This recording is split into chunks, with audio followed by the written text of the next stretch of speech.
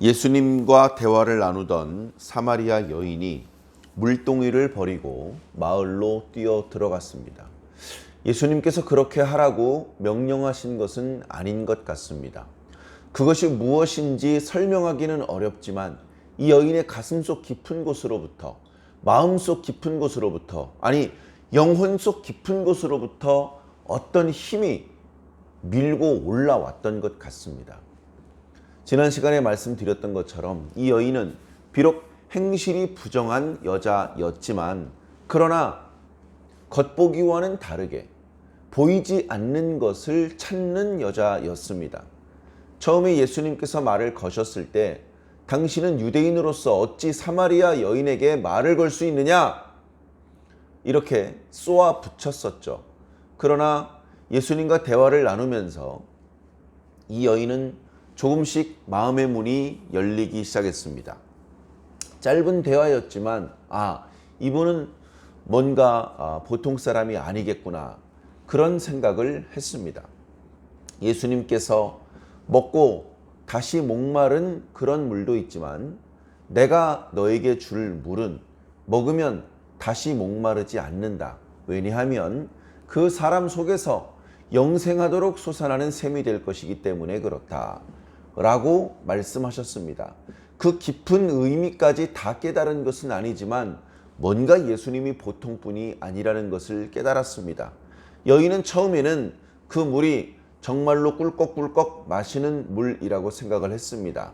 동네 아낙네들의 그 욕을 더 이상 듣고 싶지 않기 때문에 이 뜨거운 한낮에 물을 기르러 올 정도로 어려운 여건이었기 때문에 만약에 예수님께서 말씀하시는 그런 물이 있다면 참 좋겠다.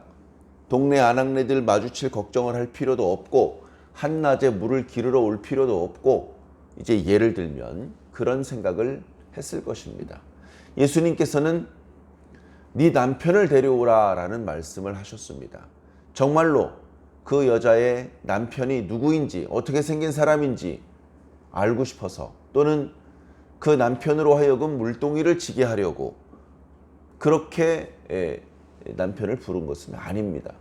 그러나 그 질문을 했을 때 여인은 당황할 수밖에 없었고 고민하다가 저는 남편이 없습니다 라고 대답을 할 수밖에 없었습니다. 예수님께서 네 말이 맞다.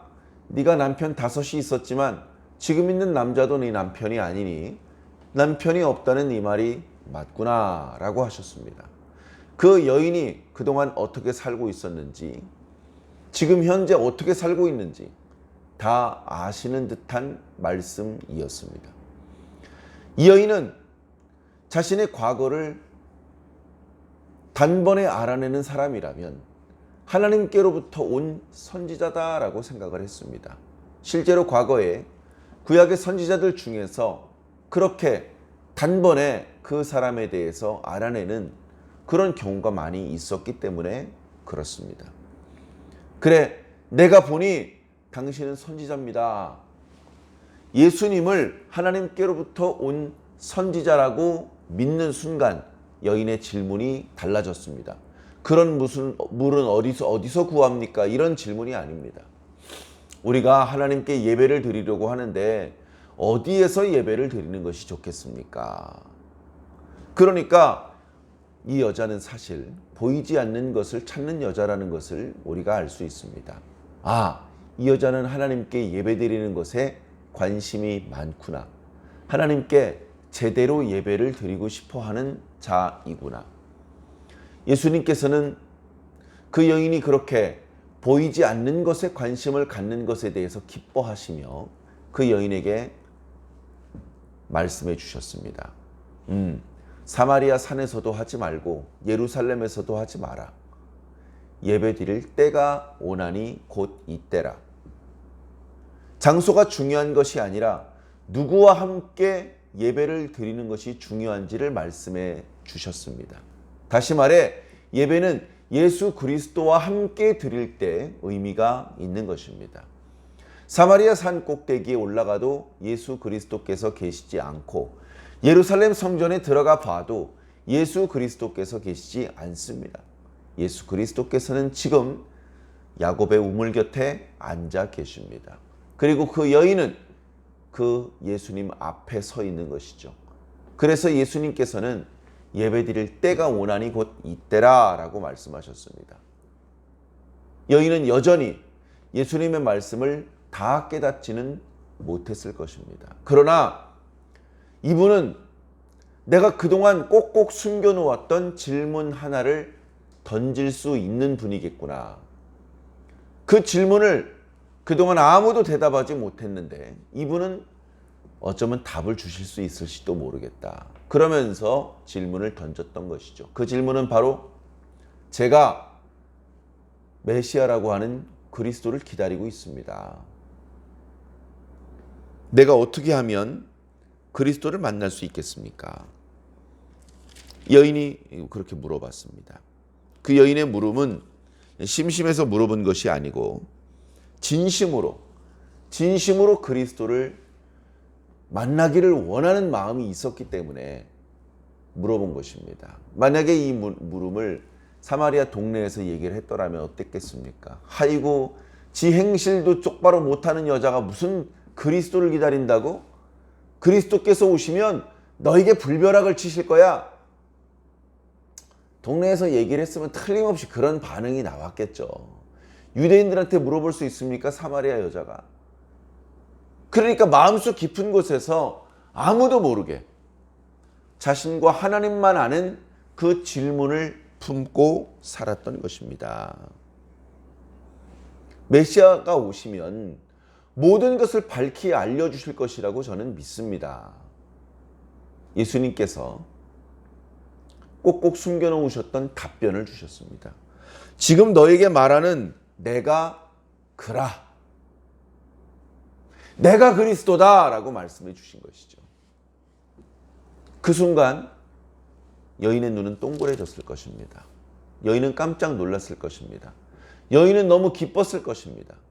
자, 그런데 이 사마리아 여인의 반응은 우리가 예상할 수 있는 범위를 벗어납니다. 우리 생각에는 예수님 발 아래 엎드려 경배를 드릴 수도 있습니다. 예수님의 발을 또는 옷자락을 잡아 당길 수도 있습니다. 예수님 품에 안기려고 했을지도 모릅니다. 또는 자기가 메시아를 만나면 여쭤보고 싶었던 말씀, 또는 자기의 죄를 용서해달라고 부탁하는 기도, 그런 것을 하지 않았을까?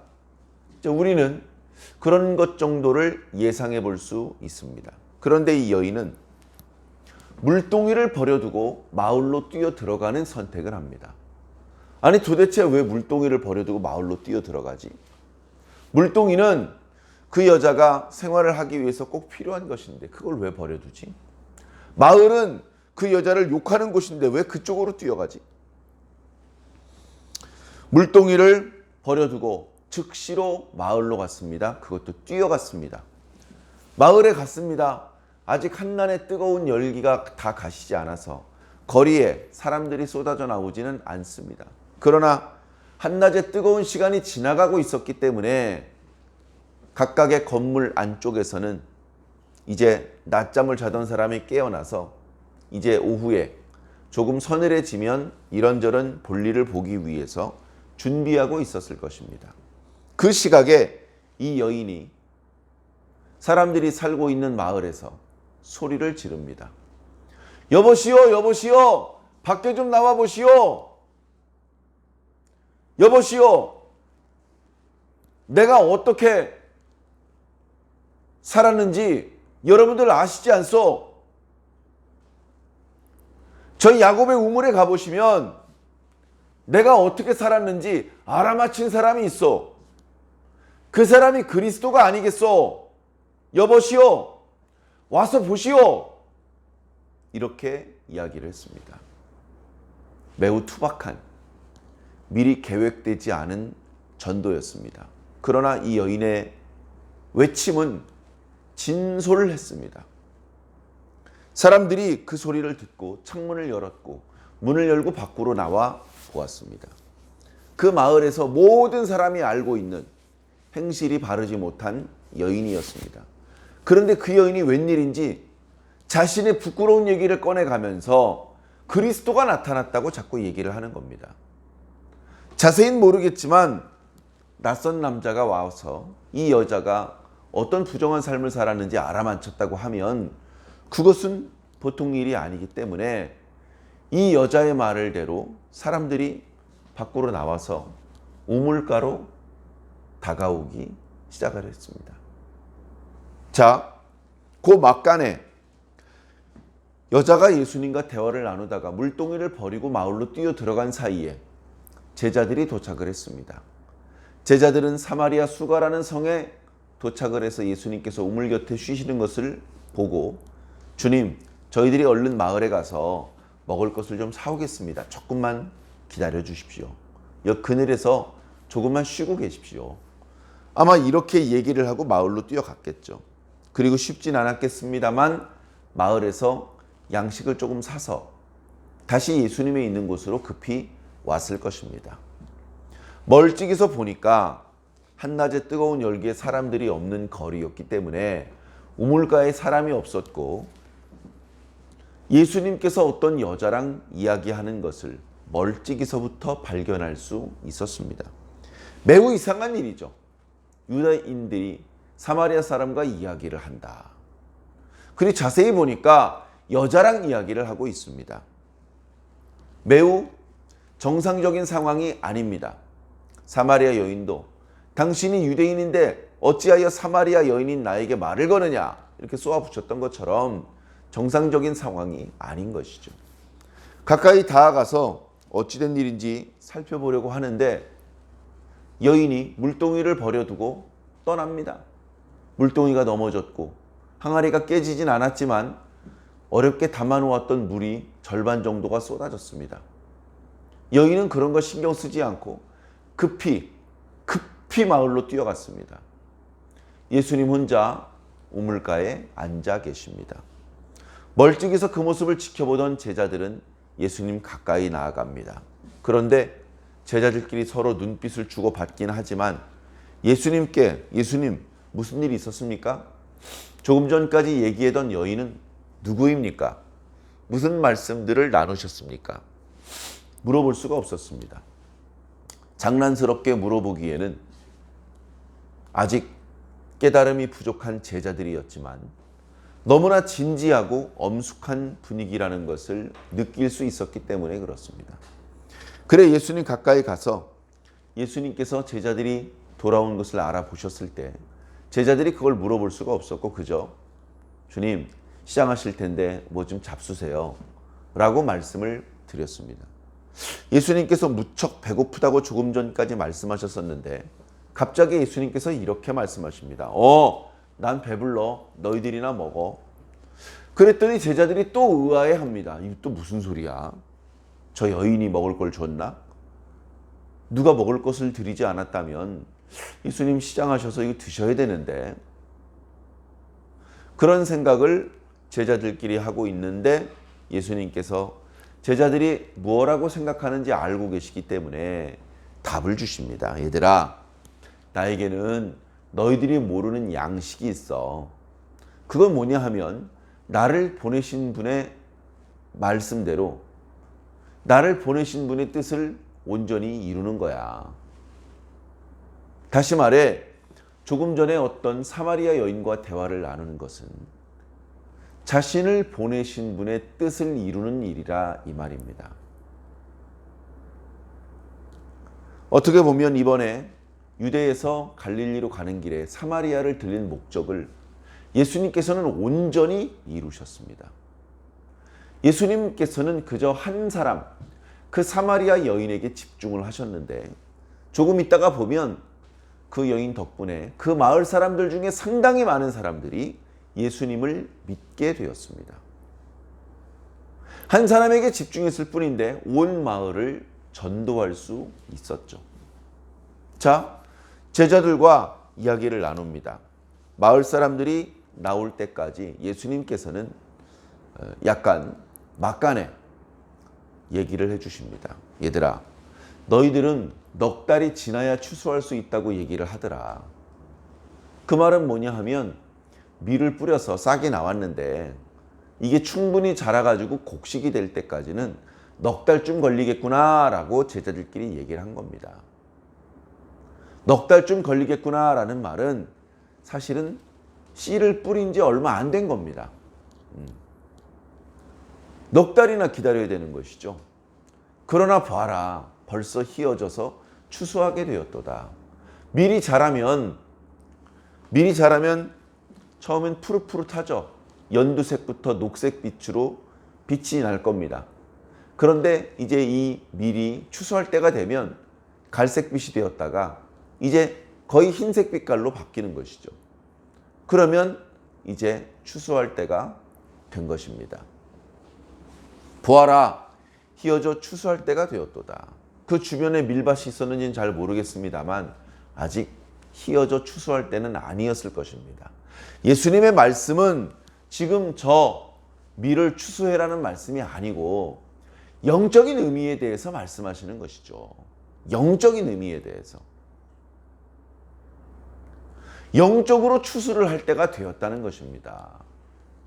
그러면서 한 사람은 심고 다른 사람이 거둔다라는 말씀을 하십니다. 실제로 농사를 할 때 씨를 뿌리는 걸 잘하는 사람을 이렇게 품삯을 주고 데려옵니다. 그러다 추수할 때는 추수를 잘하는 힘이 센 그런 사람들을 품삯을 주고 데려오는 것이죠. 영적인 추수에 대해서 이렇게 말씀하십니다. 한 사람이 심고 다른 사람이 거둔다고 하는 말이 옳도다. 1차적인 의미는 예수님께서 심었으니 너희들이 거두어야 된다.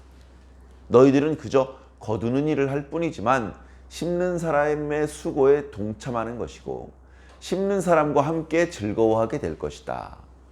이 말씀대로 예수님의 제자들은 예수님 부활 승천하신 이후에 예수님께서 뿌리신 씨앗을 거두는 일을 했습니다. 물론 제자들도 복음을 선포했죠. 그러나 예수 그리스도께서 뿌린 씨앗을 거두는 일을 주로 했다고 그렇게 말씀드릴 수밖에 없을 것 같습니다. 2차적인 의미는 오늘 저와 여러분들이 이 예수님께서 뿌렸던 씨앗을 거두는 일을 해야 됩니다. 혹자는 뿌리는 일도 병행해야 된다고 말씀하실 텐데요. 물론 그렇습니다. 뿌리는 일과 거두는 일이 계속 될 것입니다. 그리고 그 사이에 보이지 않게 하나님께서 그 씨가 뿌리를 내리고 싹을 틔우며 충실히 자라서 열매가 되는 그런 놀라운 역사들을 나타내 주실 것입니다. 자, 어찌 되었건 예수님과 제자들 사이에 그런 대화가 있었습니다. 예수님께서 아마 이 말씀을 막간에 하시고서 제자들이 가져온 음식을 조금 띄어 잡수셨을 것입니다. 그러는 사이에 이 사마리아 여인이 마을로 들어가서 소리 질러서 마을 사람들을 이끌어냈었는데 그 사람들이 예수님께 다가옵니다. 원래 이 여자는 그 마을에서 그렇게 신뢰받는 여자가 아니었지만 이 여자가 자신의 부끄러운 이야기를 꺼내가면서 자신이 어떻게 그렇게 바르지 못하게 살았는지를 알아맞춘 사람이 저기 있다. 그런 식으로 말을 했기 때문에 그 여인의 말에 이끌려서 제법 많은 사람들이 우물가로 나온 것입니다. 자, 우물가로 나와서 당신은 누구십니까? 어디서 오셨습니까? 뭐 분명히 그렇게 물어봤을 것입니다. 그래서 나는 유대에서 갈릴리로 가는 길이고 원래 유대인이고 고향은 나사렛이고 이런 얘기를 예수님께서 하지 않으셨을 것입니다. 사람들의 질문과 동떨어진 하나님의 선지자로서 하실 수 있는 말씀을 하셨을 것입니다. 긴 시간이 걸리진 않았지만 사마리아 사람들이 이거 뭔가 다르네? 이걸 느꼈습니다. 뭔가 다르구나. 그들 중에 사마리아 여인의 외침 때문에 믿는 사람이 아니라 예수님의 말씀을 듣고 믿는 사람들이 생겨나기 시작했습니다. 그들은 이야기를 합니다. 아마 그날 오후 내내 우물가에서 예수님께서 하셨던 말씀을 들었던 것 같습니다. 오후 4시, 5시, 이제 곧 해가 지는데 예수님께서 그 다음 마을까지 이동할 수 있는 시간이 별로 남지 않았을 때 마을 사람들 중에 몇 사람이 얘기를 합니다. 선생님, 그러지 마시고 저희 마을에 오늘 묵으시죠. 저희들이 잡수실 것을 대접해 드리겠습니다. 예수님께서 흔쾌히 그 마을에 머물기로 하셨습니다. 제공하는 음식을 먹으면서 또 말씀을 강론하셨고, 주무신 이후에 다음날 아침에 또다시 말씀을 강론하셨고, 점심 먹고 오후에 또 강론을 하셨습니다. 그리고선 또 그 마을을 떠나지 못하고 하룻밤을 더 묵으셨습니다. 그리고 나서 그 마을 사람들과 작별을 하고 갈릴리로 올라가셨죠. 그렇게 예수님과 작별을 했던 그 사마리아 수가성의 사람들은 그 행실이 부정했던 여인에게 말합니다. 우리가 이제는 자네의 말을 때문에 저분을 믿는 게 아니야. 우리가 직접 들어보고 저분을 믿게 되었어 라고 이야기를 했습니다. 요한복음에서는 이런 모습을 중요하게 생각하는 것 같습니다. 직접 와서 보라. 빌립이 나다나엘에게 야, 모세의 글에 기록되었고 여러 선지자가 예언했던 그리스도가 저기 계시다. 나사렛 예수시다. 나사렛에서 무슨 선한 것이 나올 수 있겠니? 친구야, 정신 차려. 라고 말하는데, 그러지 말고 와서 한번 봐. 하면서 친구를 강권해서 예수님께 인도해 왔었죠. 와서 직접 보라. 그렇게 이야기를 한 것입니다. 그러더니 이 사마리아 여인도 마을에 들어가서 여러분, 와서 직접 보십시오. 라고 이야기를 했고, 나와서 직접 본 사람들은 모두 예수님을 믿게 되었습니다. 신앙의 원리인 것 같습니다. 그냥 멀찍이서 누군가를 통해서 간접적으로 말씀을 듣는 것으로는 부족합니다. 결국 우리는 예수님께 직접 나아가야 됩니다. 아이고, 우리 목사님이 교인들을 대표해서 예수님 만나고 오셨으면 된 거지. 아니요, 안 됐습니다. 네가 직접 예수님을 만나야 됩니다. 기도를 해요. 목사님께서 우리를 대신해서 기도해 주십시오. 천주교는 그렇게 하죠. 그러나 그것은 올바른 신앙의 방법이 아닙니다. 내가 직접 하나님께, 내가 직접 예수님의 이름으로 기도해야 됩니다.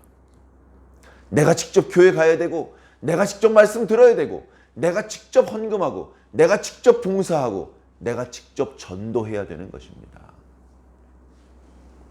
내가 직접 예수님을 만나야 돼요. 맛있는 음식이 있습니다. 내가 직접 먹어야죠. 야, 내가 이걸 귀찮게 다 씹어 먹어야 되겠냐?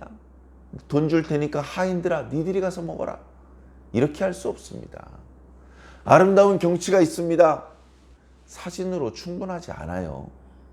직접 그 자리에 가야 됩니다. 거기 부는 바람을 맞으면서 직접 사방을 둘러보아야 그 아름다움이 어떤 것인지 느낄 수 있습니다. 재미난 책, 내가 직접 읽어야 됩니다. 그와 마찬가지로 기도하면서 느끼는 은혜, 내가 직접 기도해야 됩니다. 말씀 들으면서 느끼는 은혜, 내가 직접 말씀을 들어야 되는 것이죠. 예수님을 직접 만났을 때만 느낄 수 있는 은혜와 감동이 있습니다. 그걸 예수님을 만난 사람이 설명한다고 해서 그 감동이 느껴질 수 없는 것입니다. 내가 직접 예수님께 가야 되는 것이죠. 사랑하는 성도 여러분, 신앙은 이렇게 직접 하는 것입니다. 여러분들은 지금 현재 직접 뭔가 하고 계십니까? 나중으로 미루지 마시고, 또 다른 사람에게 미루지 마시고, 여러분들께서 직접 주님께 나아가시기를 바랍니다. 주님을 만나보시면 압니다. 주님께서 여러분들을 만나려고 기다리고 계시다는 것을요. 너무 오래 기다리게 두지 마시고 예수님 직접 만나시고 놀라운 은혜와 평강을 얻으시기를 예수님 이름으로 간절히 축원합니다. 아멘.